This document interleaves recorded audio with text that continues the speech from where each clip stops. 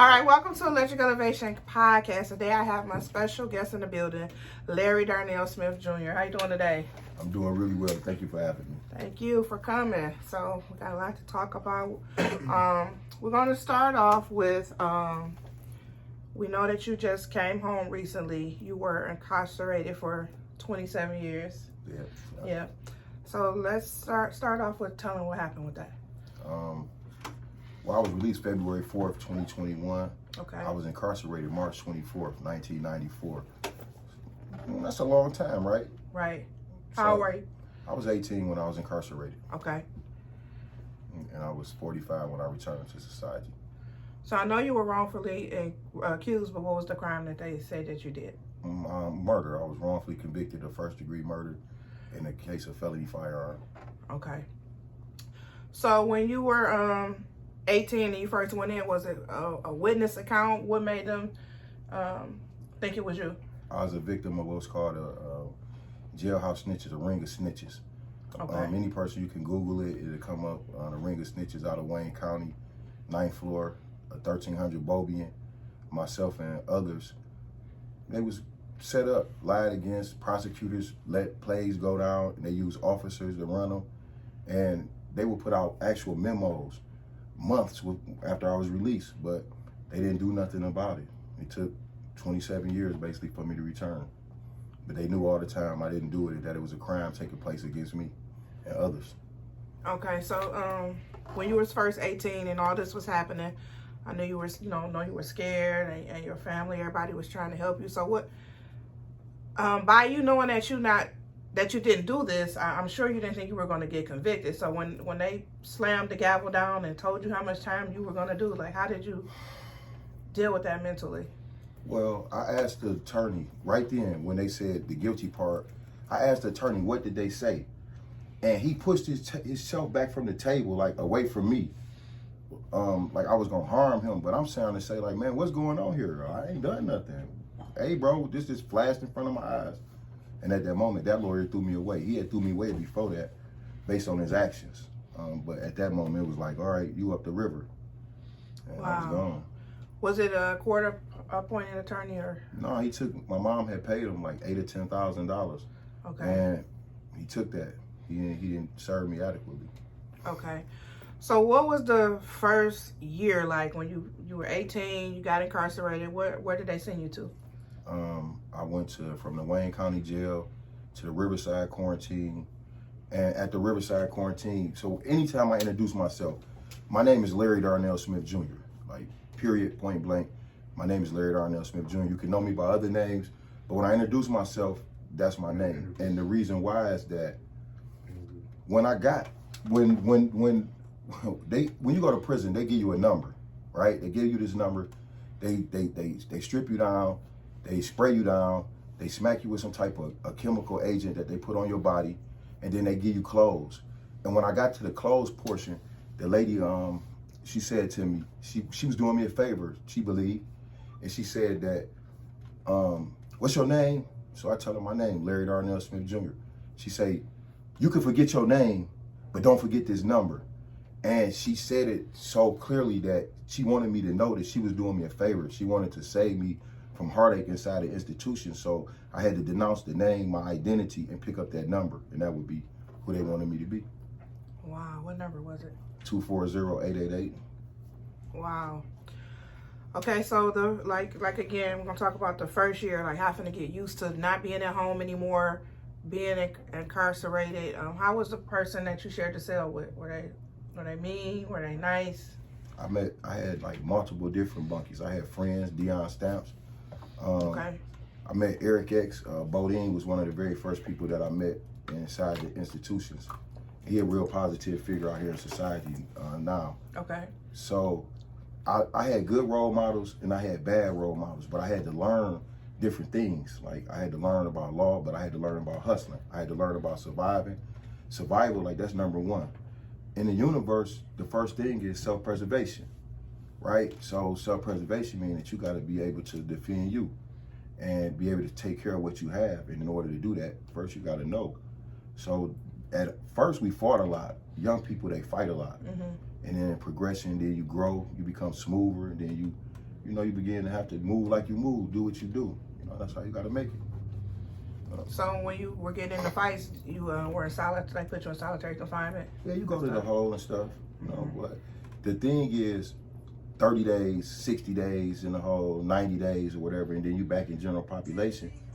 You back, if you got a naturalized sin for a crime you ain't commit, you're going to be back to doing what you know to do in order to survive under the environment. So when I learned about, you know, I was always hustled since I was young, candy bars, things and such. So when I got to prison, they had commissary and stores, and that became the money. Then I had to learn to adapt to be able to do noodle economics, more or less. Turn a noodle jumper 2 into 3, 3 into 5, and figure out how I'm gonna be able to get out of prison using that as the monetary system. You know. So what was a day like? So you had to get up at a certain time, lunch at a certain time, breakfast at a certain time, and then what, like? Yeah, it's all control. More or less, they let you know when you can do what you can do. You can choose to do it. You don't necessarily have to go to child, more or less. They may bring a child straight to your cell door even. Don't mean that you have to accept it. So getting up early in the morning became a habit. Like right now, to be up at 4 o'clock in the morning is natural. To not get rest is normal. Like to keep going and pushing and keep moving is what we do. We always taking care of business, never not working. There's money to be made, people to be free. It's a process to be going through. So that's what we had with it. Now, were you, did they always let you guys like go out on the yard and play basketball, or that had to be earned, or only in certain jails they let you do that kind of stuff? Depend on what institution you in. Okay. Depend on, one, basketball for me in institutions was a way, yeah, you release energy, but people get down on you on a basketball court. You know, so like if I don't like you, that's where I'm gonna elbow you. I'm gonna do a lot of stuff that I wouldn't ordinarily have the accessibility to do to you because I can't get close to you. Okay. So, you know, I played the sports and stuff, but for me, my way of life was figuring out how I could get out of prison, want to provide and take part of my family life. So I was in there doing stuff, hustling and breaking the rules, but they was the ones that I felt I needed to generate freedom, to be able to look out for family members, to be able to do the extras. That's what my first years was, just figuring out what I'm going to be able to do, how far they going to take it. So with you, knowing that you were innocent, how many appeals did you have to like go through before you? It's a lot of people counted them. I ain't even count them. I got so many no's that When did you first start like appealing with, like after the first 94. year? The first year? Yeah. Okay. And so how long did you have to wait before you could resubmit? Well, if you gotta have issues, you just can't. All right, so if a person is incarcerated today, then they probably affected by the Anti-Effective Death Penalty Act. See, you got stuff that was set in place by the federal government. The president at that time, you had our Clinton, right? One, somebody who says our great black president. You got our Clinton, then you had our Biden, who took part in a process of making a rule that allowed you to become time barred, procedurally time barred. Because if you become procedurally time barred, then they can do away with having to look at your appeals. So that's what they created, a time bar. You got to know this stuff in a year. You got to find this evidence in this amount of time. And then it reached all the way down to the state system. So it's called a 6508DD or 6508D, or various motions that we file in order so that the court can hear us. Well, they made a way to mute that, to say, no, this does not apply to you. So they make a way to try to keep you in the system. Heck yeah, absolutely. Yeah. So what kept you going? Like, how did what kept you in positive spirits? That's a long time. I mean, just having a little light inside of me, just being able to move around inside the institution, figuring out a way to manipulate. You got to be honest, like, if you in that situation, you can't figure out how to manipulate it to make it beneficial for you, where you can feed you and feed your family, then the structure of it gonna be painful because you always waiting on something. You already always waiting on a meal, you waiting on a visit, you waiting on all of the various things that people wait for when they're in prison. Money. So I don't want to wait. I want to get mine now. I want to use it to get free with. I ain't waiting later. I'm finna hustle up on this now. I got these coffees, I got these noodles, I got these chips. You know, I got some other stuff too, but right now we just talk about that. It's 2 for 3, 3 for 5, and so forth.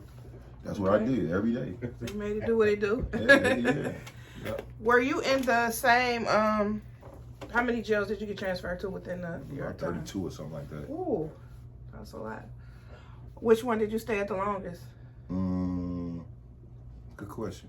That's a good question I think about. I think the longest I've been in a prison was about 3 years. Okay. Some institutions I went to 2 or 3 times. Okay. So I got transferred. I might be here 3 months. They put me out. Just put me on the bus by myself, and I'm somewhere else. Somewhere I might be there for a year. They do the same thing. I might be at 3 prisons in 1 year. It's been like that. Matter of fact, Mr. Beat the Odds, how you doing? Mireille, all great guys.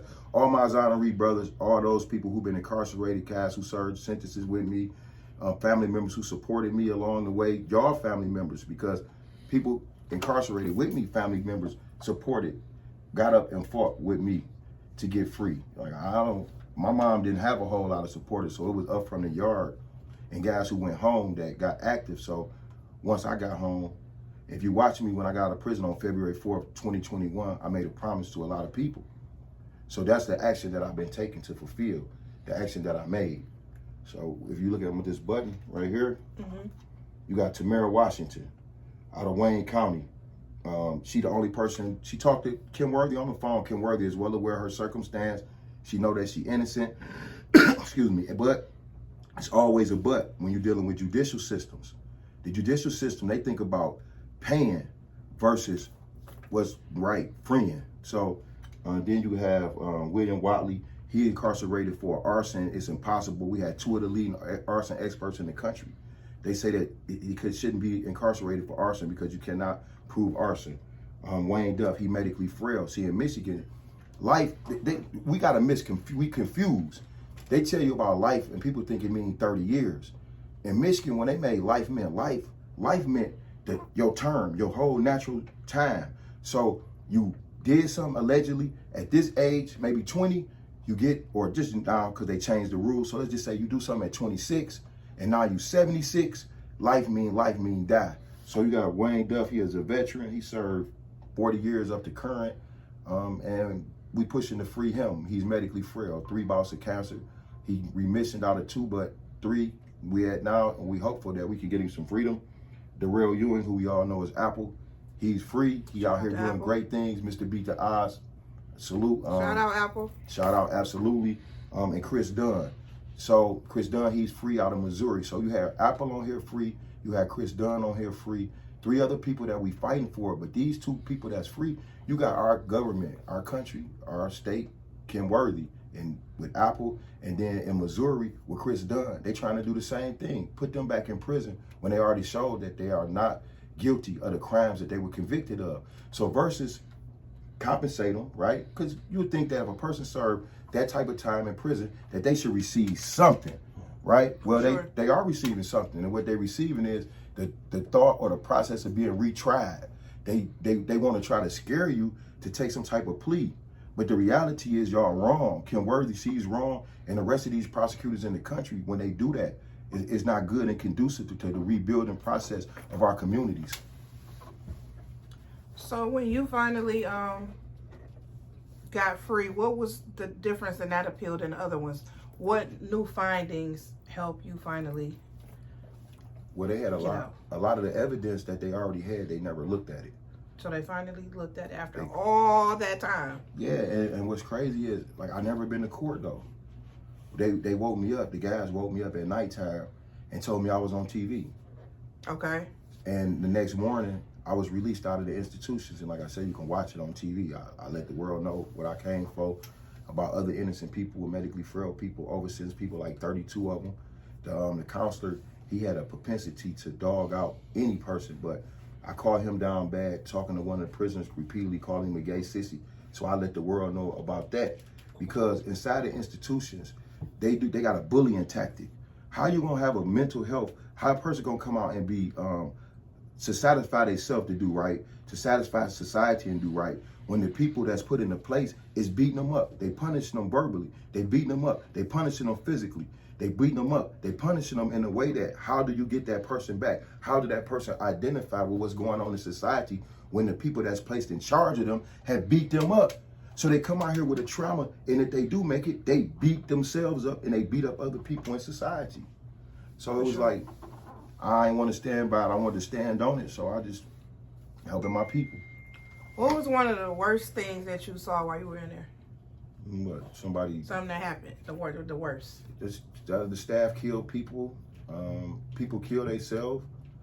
A person get denied. Oh, when COVID came, I watched the institution that I was in get everybody COVID intentionally and call it the herd effect. I mean, you could watch it. It's an article that they did on me at that time, me and some more Zana Reeves, called I Should Be Home Free Soon. It was about our experience during COVID. And I was an aide, a reader, writer, and it was a white guy. He had 47 years in, and I was his aide. And I believe I caught COVID from being his aide, but the thing was, I went to the staff and I told him, I said, hey, he's not right. This is not going right. Another guy was with me. He said, hey, this is not right. They said, well, if something happens, we'll take him out of here tomorrow. Well, when tomorrow came and they took him out, we didn't see him no more.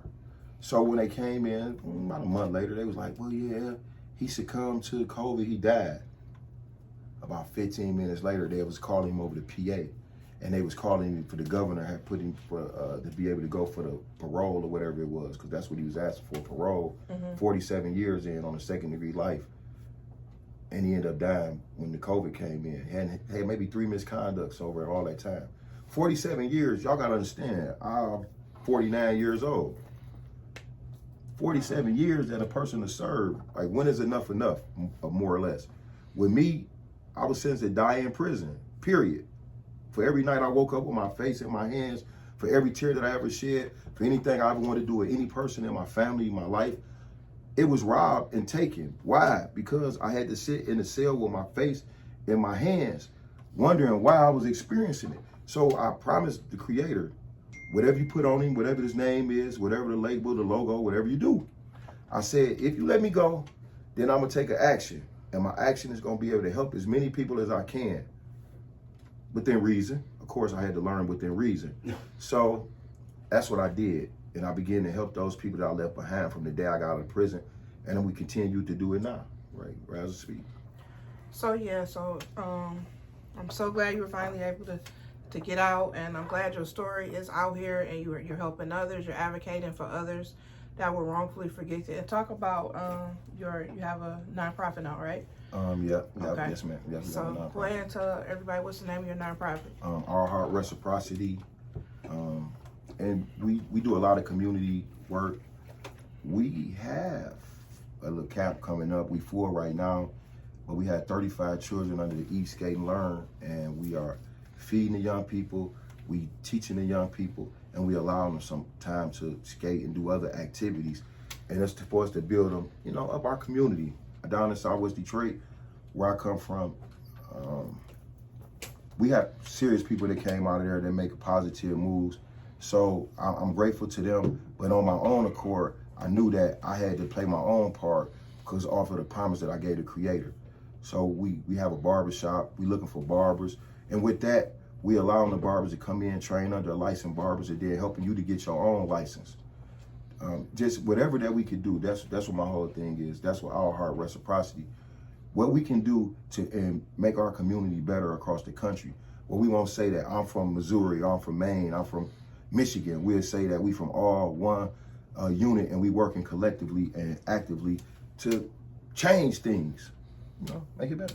So any young men who want to get into the barber program, where can they find more information?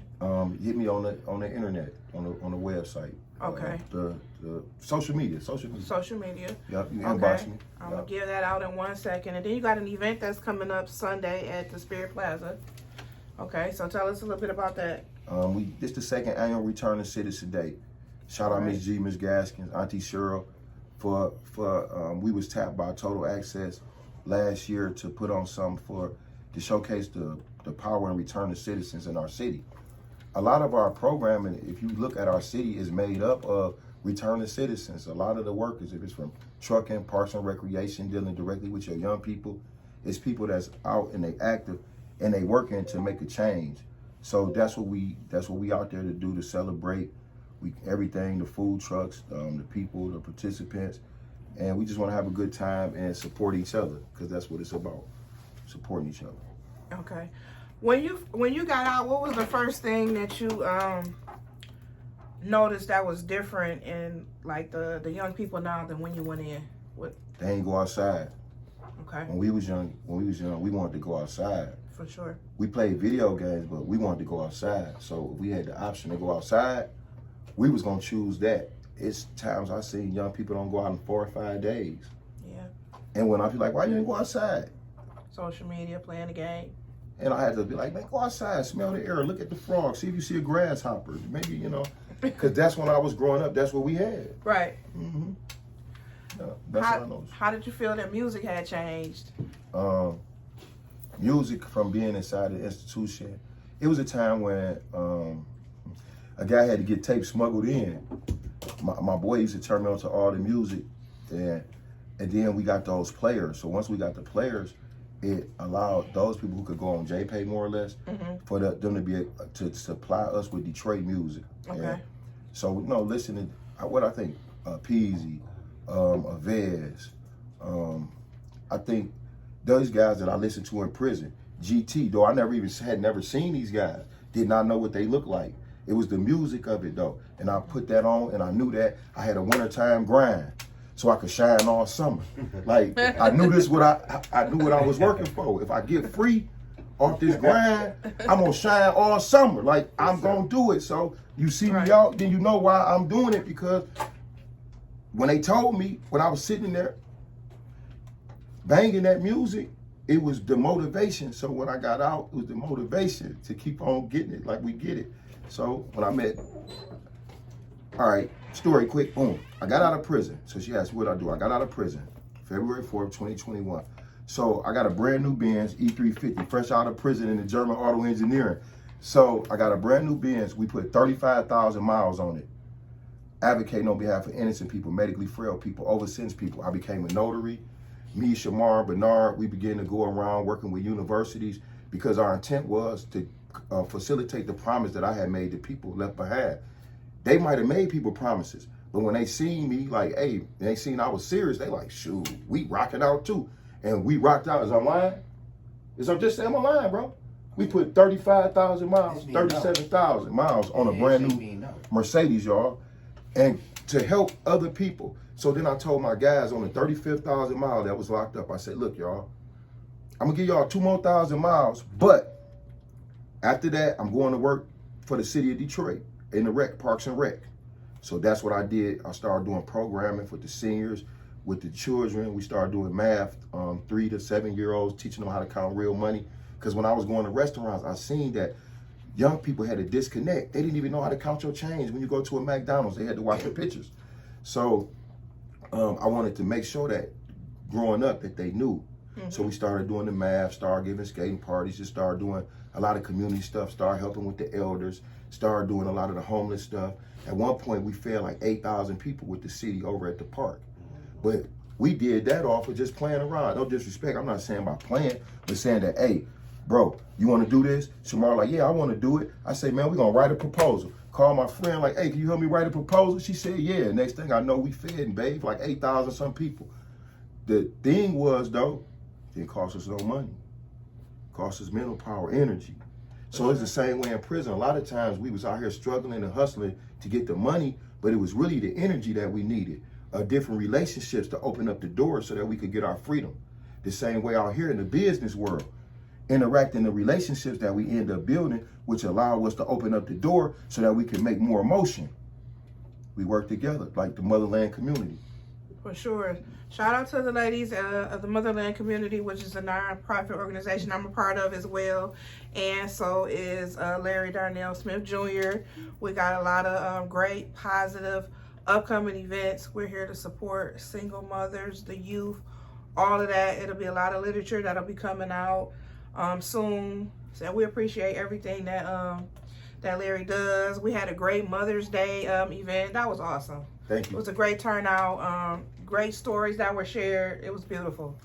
So it just got a lot of things on the way, and hopefully that there are people that take advantage of the programs that he has to offer. Like he's like he said, you have a program where you can become a barber. Yeah, absolutely. That's great for any young man that's interested in that. You said something about truck driving. Well, let's check it, right? Okay. If you're trying to do something and you're serious about it, then 9 out of 10, we know somebody can help you to be able to facilitate and work your way through it. When I was working at the rec center, that's when I met Neff. Neff had charges, car theft. They was bad guys, bad guys, right? So now they rap. They was rapping in. They was stealing cars, but they don't steal the cars now. They ride the cars because through hard work, you could get to be able to ride that type of stuff. This is a reality of it. So I want to get young people to understand that it's easy to get in something. Hard to get out. But if you do what you're supposed to do, you're going to get what you're supposed to get. If you can get up, get out, and stay active, then you can get what you're supposed to get. You can't blame it on somebody else. Like, don't use the excuses. You know, you got that little light inside of each one of us. We got a little light of mine. I got a song. We ain't bad guy never. But that's the truth. You got that light. You got to let it shine. You can't let no person snuff that out because you got a lot of haters. For sure. You know, they going to want to take your social media. They going to want to take your car. They going to want to take your cash. Some going to even want to take your life because it's all part of the hater. And they don't even know why. Because you got a light in you that just shines so immensely. So enjoy that light and don't let them stomp it out. You know, keep making motion. Keep pushing, right? No, it's not a bad word. For sure, for sure. Okay, so again, the event this Sunday is from 1 to 5. It's at the Spirit Plaza. Yeah. It's free, right? Yes. It's free. Mm-hmm. Come on out. It's family friendly. Absolutely. Parents, you can bring your children out. All of that, and shout your social media out so they can. I think I'm under Larry Buttersmith. Larry Buttersmith under No. You'll see the No coin. Let me see this for 1 second. Mm-hmm. If y'all come out on 28th, support KC the model. She got an album release. You see the No logo on the bottom of there. We support young people in our community to help make better. We want to give them opportunities. We want to let them see that we believe in them, especially when they pushing a positive message. Because look how much stuff that we got that as soon as you turn it on, you're like, whoa, do I want to let my children listen to this? Well, we want to give you something that is great for your children to listen to, and it's titillating and educational for the soul. It's good joy. For sure. No, it's not a bad word. That's the National Organization of Entertainment. That's the label. Look forward to it soon, movies and things of such. We got books out, we got music out, but just think, we came right up out of institutions from the cell, though. And we making it happen, so you can too. Just keep dreaming, keep pushing, and just don't let it go. Stay active. And you got out doing a lot of stuff fast, but what's one thing that you haven't done yet that you still want to do? One thing that free Wayne Duff. That's an easy one, free Wayne Duff. Because if I could free Wayne Duff, it'd take a lot of 40 years in prison. He's sick. I got family members that support this. I got people across the community that support this. And to be able to do that, it'll be one of my greatest accomplishments because I'll be fulfilled a promise that I made to the Creator. So, hey, y'all, if y'all want to support Wayne Duff, 164498, you go right on the, what is it called, JPay. Okay. And hit him up, write the governor, because I got to push free Wayne Duff. So that's something I like to do. And see Bad Guy Neff get some of the items that he wanted to purchase. I'll have all that information, and then I'll post it as well. How you can support those causes. You want to stick your head here, Shamar, since you're here? No? Okay. You want to stick your head here now? Yeah, I ain't scared of camera. What up, dog? Stick it down here. Yeah, what's up, though? Shout your name out. Bad Guy Neff on all platforms. Get your head in there. Put your head in there. You know what I'm saying? Sign the NOE. You know, we taking over, man. It's going to be a cold summer. Shout your Instagram out. Bad Guy Neff on all platforms. My Instagram, Bad Guy Neff. Yeah, check that spotlight out, y'all. He'll be performing that down at Spirit Plaza on the 22nd. Okay. Free the innocent, free the medically frail, free the oversensitive. We can't be remiss not to say that. Kim Worthy, hey, I say that you're not worthy only because you don't take the proper action. If you take the proper action, then you're worthy of the people's affection. But if you don't, you leaving and allowing people, family members, to suffer and torture inside an inhumane community called institutions. You allow them to decay. Bad lady, bad. All righty then. Now let me ask Hey, you. Mama Dawson, Sonya. Hey, Sonya. Motherland is in the building. What's one of the first trips you took once you had got out? I think I went to Virginia or something. I think I went to Virginia. Virginia. Mm-hmm. Okay. Wow, that's a long time. 26 years. 10 months and 7 days. 10 months and 7 days. That's 27 years for every person. That's longer than you, Nat. He said that's longer than that. Notice, take your actions, use your moments. For sure. Yeah, it's positive things you can do with your actions and take your moments. And don't think that people owe you anything. Now, if you're taking a process and you think that somebody owe you and you putting pressure on them, then 9 out of 10 you begging. And you're not getting out active and doing what you're supposed to do, because it's you who's supposed to do some things you supposed to do. So if you don't do what you're supposed to do and you don't get what you're supposed to get, it is not our fault. It's not our fault. Don't be, Can't want to hit us with a car and get mad. Yeah. Sure. Right. Yeah. If you about to get your car repossessed and you miss 3 payments because you wanted to send your daughter to the prom. No. Yeah, you shouldn't. No. You cutting up. I know it only happened once. They only do it once, right? Yeah. And then let's talk about real quick how the youth nowadays, they feel so entitled. It's just, it's so different. They feel so entitled. You got kids that going to the Ruth Chris Eddie V's, $1,000 shoes. Then when they can't get something, then they don't know how to react emotionally. No, it's not a bad word. Right.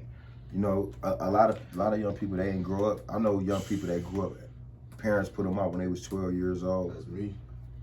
Standing in abandoned places or whatever the case might be, and using the bathroom in buckets. Young people today, they families just taking them down to MGM, and they living like the plushest lives that well, in my era, I'm saying, that with how they doing now. My mama took me to a hotel and we had a party. That thing cost about $59. They had a swimming pool and everything. Right. Now they dropped $700, $800, $1,000. It's up to you if that's a lot of money.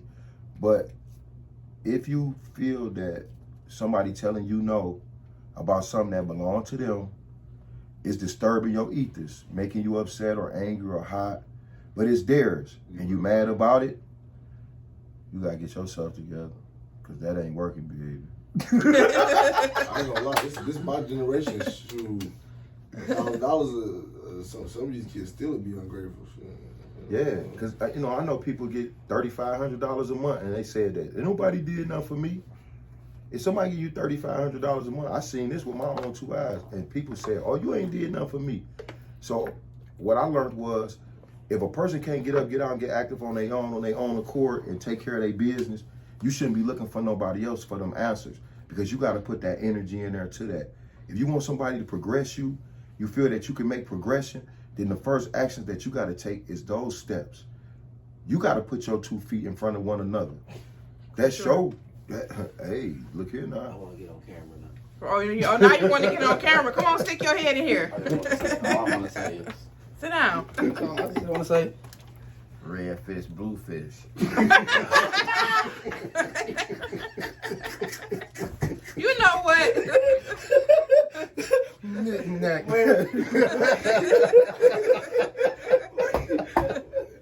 thought he was about to say some serious. He did though.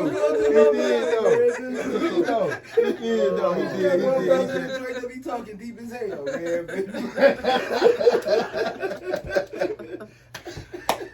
With that being said, he got a lot of positive programs out there for the youth. Check out what he got, what he has to offer. And like I said, Motherland Community, we have a lot of upcoming events, things to offer. It's all positive and on a good notes. Any final thoughts, takeaways, or shout outs you want to give? Yeah, y'all make sure y'all come out, support Casey the Model at the Bridge Center. Is at 9928 Grand River on the 28th of June at 5 p.m. Hey, I couldn't see And returning it. citizens 22nd. And the 22nd, seriously, Yes, Returning sir, for Citizen sure. Day, y'all. Bad Guy Neff, he performing. I got the whole. We got a panel, Mr. Beat the Eyes on it, Zaza.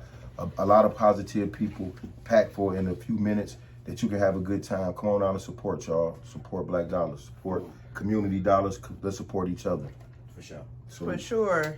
And again, I'm going to have everything on my page, how you can reach them, how you get in some of the programs and the upcoming events. All right, y'all. Thanks everybody for tuning in. What else? Skate, Eat, and Learn. Yep. That? That's in Southwest Detroit. We doing that with the oldest black-owned skating ring in the country, which is the Rollercade skating ring. For our first, this will be our first one. We had 35 children so far in the program, and we're going to be teaching them, allowing them to get exercise, and we're going to be feeding them and doing our best to keep them out of trouble all this summer and for the rest. How to sign up. Yeah, how you sign up for that? The registration is closed. I apologize. It's closed. We looking for funding to be able to open it up to more people. So if y'all know anybody that's interested in helping us to help the young community, then hey, hit us up. She know how to reach me. She gonna put the information up, and I guarantee you that we gonna get up, get out, and we gonna stay positive and active in our community. And I already know like 4 people that I'm gonna connect you with that's doing something similar to what you're doing. So that's what it's about. It's about networking. And smiling. For sure. And not burning bridges and having a good attitude, networking, and collaboration. Collaboration over competition with like-minded people. Not collaborating with just anybody, people who do anything or move messy and none of that. With like-minded people that believe in what you believe in on a positive note. And Neff, the class, know the ledge. For each individual, you got to know that ledge. Because if you step out of that thing and your toes is dangling, and next thing you like, you going to be talking about it was my fault. No. All right. So y'all go out there and subscribe to my YouTube channel at Electric Elevation Podcast on YouTube. Thanks again, everybody, for tuning in. Thanks all of y'all for coming. Peace. Free Tamara Washington, free William Wiley, free Wayne Duff, and free all the rest of the innocent people across this country. They need to be free. Need to be free. Fire can work. Yeah, he said it. All right, y'all. Peace. Oh.